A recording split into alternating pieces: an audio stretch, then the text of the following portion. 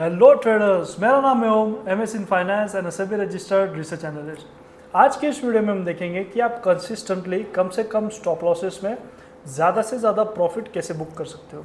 मतलब कम से कम ट्रेड्स में से, मतलब फॉर एग्जांपल 10 ट्रेड में से आपके 3 एसएल होंगे और 7 या फिर 6 आपके प्रॉफिट बुक होंगे या फिर कॉस्ट टू कॉस्ट में बुक होंगे अगर साइडवेज मार्केट है तो वो कैसे करना है, कौन सी स्ट्रेटेजी है जिससे आप माइनस में आज के कंडीशन में और 1 महीने बाद आप उसे प्लस में जाके क्लोज कर सकते हो। लॉस रिकवरी कैसे करनी है, कौन सी माइंडसेट होना चाहिए, कैसे उसे निभाना है और कौन से स्टेप्स है जिसको फॉलो करके हम आने वाले ट्रेडिंग सेशंस में या फिर नेक्स्ट मंथ में जो कि मई है, हमारा मई सीरीज चालू होगा, तो उसमें हम अच्छे से परफॉर्म कैसे कर पाए। क्योंकि मौका ट्रेडिंग का एक ही बार आता है और एक ही बार में आपका कैपिटल इरोड हो जाता है। तो ट्राई करना कि आपका कैपिटल इरोड ना हो, ये रूल नंबर 1 होता है। और जो कि रूल नंबर 2 हम सबको पता है कि don't forget the rule number 1। तो वो कैसे फॉलो करना है, स्टेप बाय स्टेप प्रोसेस हम आज की वीडियो में देखेंगे। तो चलिए स्क्रीन की तरफ। तो आज का एनालिसिस पहले करेंगे कि कौन से ट्रेड्स दिए थे, कौन से क्या थे, उसमें से हम लर्निंग्स लेंगे कि हमें सारे ट्रेड्स कैसे एग्जीक्यूट करने हैं और डिसिप्लिन को मेंटेन कैसे करना है।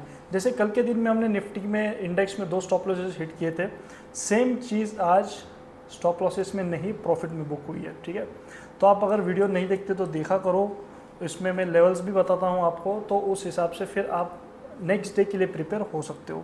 तो जैसे कि निफ्टी की लेवल्स हमने बताई थी कि साइडवेज रहने के चांसेस है। अगर निफ्टी 23,900 के नीचे सस्टेन होता है, जो कि हुआ नहीं है, तो हमें 2300-500 का लेवल हमें देखने मिलता, लेकिन वैसा हुआ नहीं है। तो ये साइडवेज ही है हमारा ईएमए के यहाँ पे 23,960 का सपोर्ट लेके वहाँ पे ही रुका हुआ है। तो हमने कल के सेशन में कहा था कि अगर कोई न्यूज़ आती नहीं है, एवरीथिंग गोज फाइन, तो कल के दिन शायद मार्केट ऊपर जाना चाहिए, लेकिन वो गया नहीं है। लेकिन एक डोजी कैंडल बनी है, डिसीजन मेकिंग कैंडल बनी है। तो हम देखते हैं कल के दिन में कि वहाँ से ट्रेंड नीचे कंटिन्यू होता है या फिर ऊपर जाता है। कोई भी साइड हो, एज अ ट्रेडर आपको मोमेंटम को ट्रेड करना होता है। ठीक है, तो मार्केट आज के दिन में नेगेटिव था, आपको काफ़ी सारे अच्छे मूव्स मिले। हमने 2 कॉल दिए थे इंडेक्स में, एक था पुट, एक था कॉल साइड पे। पुट दोपहर के बाद से आया, जब भी मार्केट नीचे गिरना शुरू हुआ, लेवल्स निकले, तभी हमारा पुट मिला। और हमारा कॉल बना था अर्ली सेशंस में, जहाँ पे एक छोटी सी बाइंग अपॉर्चुनिटी थी, शॉर्ट रेंज ट्रेड था, वहाँ पे हमने कॉल का दिया था कि आप यहाँ पे कॉल ओपन कर सकते हो। 10, 15, 30 पॉइंट्स का आपका टारगेट होगा और 30 पॉइंट्स का आपका ऐसे लगा 1:1 रिस्क रिवॉर्ड रेशियो आपका वहाँ पे फेवरेबल होता है। साइडवेज मार्केट था तभी मॉर्निंग सेशन में, तो वो ट्रेड वहाँ पे हो गया था। तो यहाँ पे हम देखेंगे 5 मिनट टाइम फ्रेम में कि 24,250 का पुट हमने दिया था लेटेस्ट में, जिसकी बाइंग प्राइस हमने दी थी 230 के तकरीबन, और वो 230 से लेके 294 तक अच्छे से ट्रैवल करके गया था।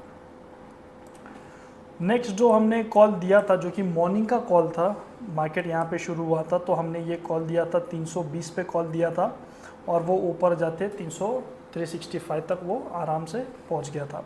तो ये 2 कॉल थे कि जो हमने दिया था। और फ्यूचर में था हमारा MCX, जहाँ पे हमारा एक बहुत ही अच्छा बुलिश मोमेंटम हमें कैप्चर हो गया था अर्ली के सेशंस में भी, और रिट्रेसमेंट के बाद क्योंकि ये बुलिश जोन में था, तो हमारा यहाँ से ट्रेड, बढ़िया सा एक ट्रेड हमारा यहाँ पे कैप्चर होते हुए हमें नज़र आया था।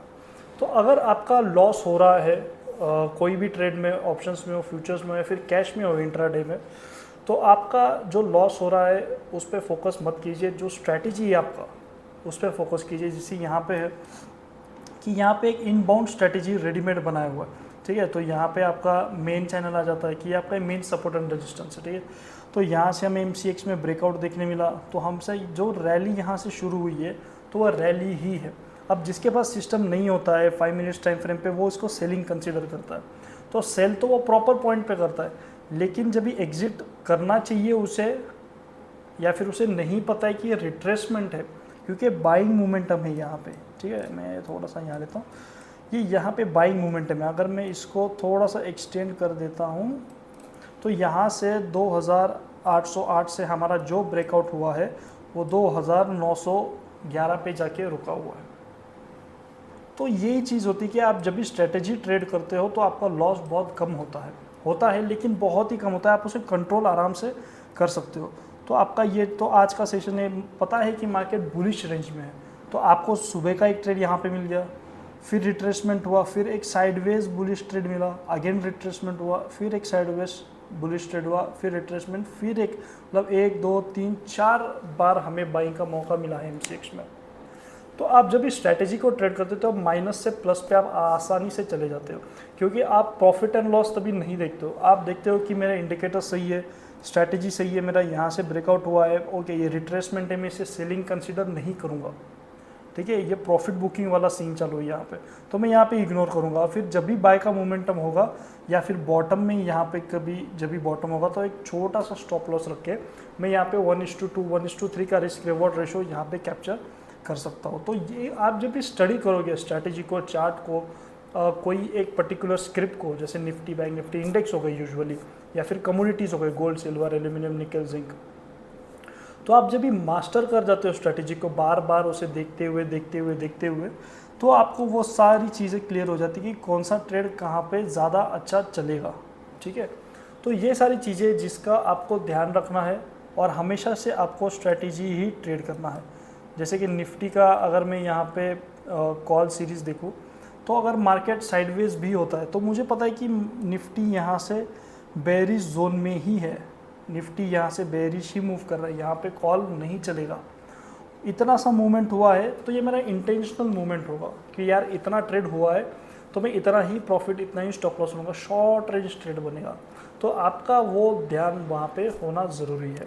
तो स्ट्रैटेजी को फॉलो कीजिए, डिसिप्लिन रहिए, रिस्क रिवॉर्ड रेशो को मेंटेन कीजिए, आप जीरो से या फिर नेगेटिव से आप पॉजिटिव पे ही क्लोज होंगे। अगर ये वीडियो आपका अच्छा लगा हो तो लाइक कीजिए, सब्सक्राइब कीजिए, सारे दोस्तों को भेजिए, फैमिली में शेयर कीजिए, और आपको सारी चीज़ें इसी चैनल से मिलेंगी। टेलीग्राम का लिंक डिस्क्रिप्शन में दिया है, जाके चेक कीजिए, और मिलते कल की वीडियो में।